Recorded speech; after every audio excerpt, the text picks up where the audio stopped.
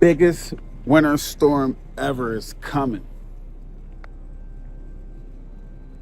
Yo, I always knew about chemtrails and shit. I remember 20 years ago, I read this book, Behold the Pale White Horse.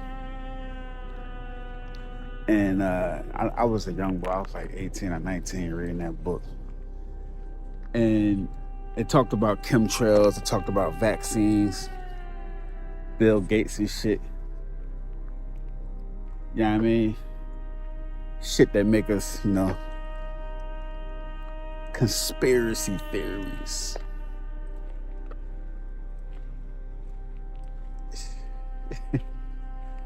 Like, you don't believe in that shit, do you? Yesterday, I'll flash it on here.